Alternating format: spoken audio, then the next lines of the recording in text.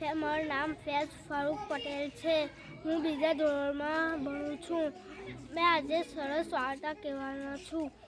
વાર્તાનું નામ છે વાંસળીવાળો. એક ગામ ચંદ્રપુર નામનું ગામ હતું. એમાં બહુ સારા ઉંદર રહેતા હતા.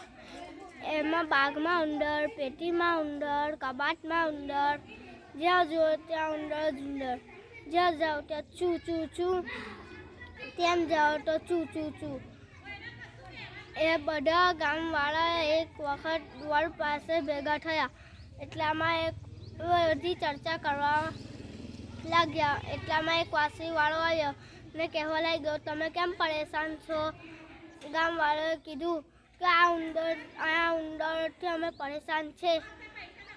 વાંસળીવાળાએ કીધું કે બસ આટલી જ વાત છે, મેં ભગત લો તો તમે મને શું આપશો?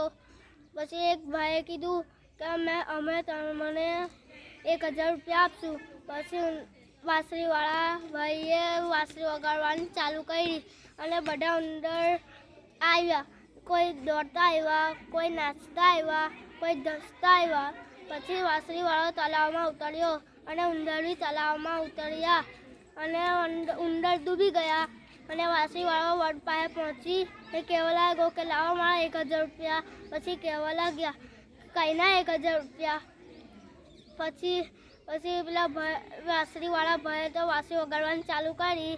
એની પાછળ છોકરા ગયા અને તળાવ આવ્યું અને બધા ગભરાઈ ગયા અને કહેવા લાગ્યા કે લે તારે 1000 રૂપિયા. અને વાંસળીવાળો જતો રહ્યો. ત્યાં પરથી એવું શીખવા મળે કે પૈસા દીધા હોય, પૈસાનું કીધું હોય તો દેવા જોઈએ.